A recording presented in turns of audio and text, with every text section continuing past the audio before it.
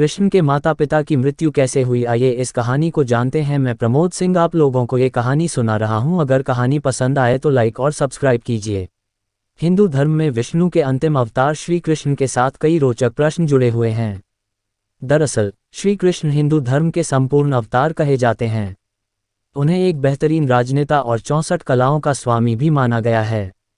यही नहीं, कुरुक्षेत्र के युद्ध से पहले दिया हुआ गीता ज्ञान आज भी लोगों का मार्गदर्शन करता है।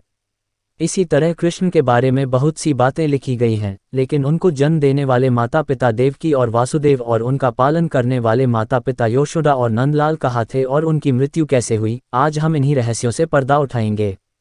1. कुरुक्षेत्र। ऐसा कहा जाता है कि आखिरी बार कृष्ण अपने माता पिता से कुरुक्षेत्र में मिले थे।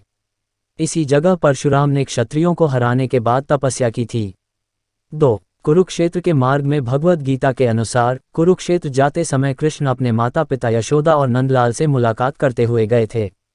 भगवद गीता में ऐसा कहा गया है कि कृष्ण उनसे मिलकर बहुत भावुक हो गए थे और उनके माता पिता बहुत खुश हुए थे।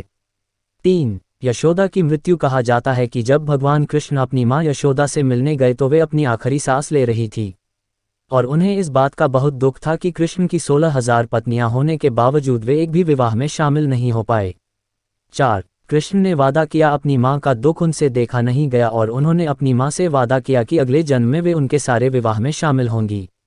इस तरह अगले जन्म में यशोदा वकुला देवी के रूप में जन्मी और कृष्ण वेंकटेश्वरा, और इस तरह वकुला देवी उनके सारे विवाह में शामिल। 5. वासुदेव की मृत्यु। हम सभी जानते हैं कि कृष्ण की मृत्यु पैरों में तीर लगने के कारण हुई थी। ऐसा कहा जाता है कि जब ये खबर वृंदावन पहुंची तो उनके पिता वासुदेव को सदमा लगा और उनकी मृत्यु हो गई। 6. देवकी ने जलाया खुद को चिता में। वासुदेव और कृष्ण की मृत्यु के बारे में सुनकर देवकी ने खुद को चिता जला लिया और वे सती हो गई थी, लेकिन यह उन्होंने अपने पति और बेटे की मृत्यु खबर सुनकर किया था।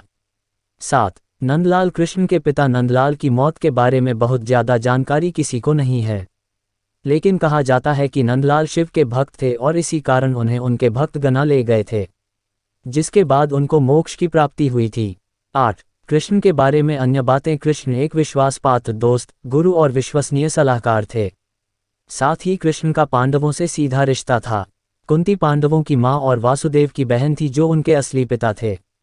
9. 8वें भाई कृष्ण देवकी और वासुदेव के 8वें पुत्र थे और उनसे पहले जन्मे उनके भाई बहन को उनके मामा कंस ने मार दिया था, लेकिन कम ही लोग जानते हैं कि कृष्ण ने जन्म लेने के बाद उन्होंने अपने सारे भाई बहनों को पुनर्जीवित कर दिया था।